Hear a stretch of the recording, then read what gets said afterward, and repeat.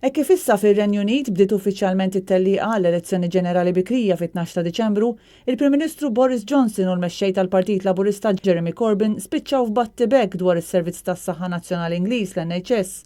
42 jum qabel mal-poplu Ingliż joħroġ jivvota, Johnson u Corbyn kellhom skambju jaħraq fil-Commons hekk kif is-Servizz tas-Saħħa mistenni jkun fiċ-ċentru tal-kampanja elettorali. Flimkien naturalment mal-kwistjoni ta' Brexit li ddominat għal kollox ix-xena politika Ingliża fl-aħħar xhur. Tul is-sessjoni tal-erba' Boris Johnson qal li jekk eletti l-Laburisti jpoġġu l-qasam tas-saħħa f'riskju għaliex jeqirdu l-ekonomija.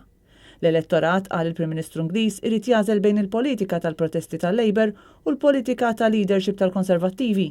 Intant f'dik li x'aktar kienet l-aħħar sessjoni ta' mistoqsijiet tal-Prim Ministru f'din il-leġislatura u jindirizza lill-Speaker tal-Kamra John Bercow, Boris Johnson ikkumparah ma' magna li tispara l-blalen tat-tennis bla kontroll.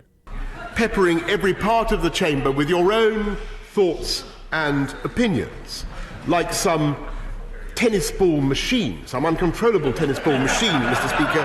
B'John Bercow jitħaq għal dan id-diskors ta' Johnson. Boris Johnson qed jittama li jirbaħ l-elezzjoni li se ssir ftit jiem qabel il-miliet sabiex ikun jista' jipproċedi bil-ħruġ tar-Renju Unit mill-Unjoni Ewropea. L-elettorat Ingliż kien ivvota favur Brexit fit-23 ta' Ġunju tal-2016 biex imbagħad fid-29 ta' Marzu tal-2017 il-Prim Ministru ta' dak iż-żmien Theresa May skattat l-artiklu 50.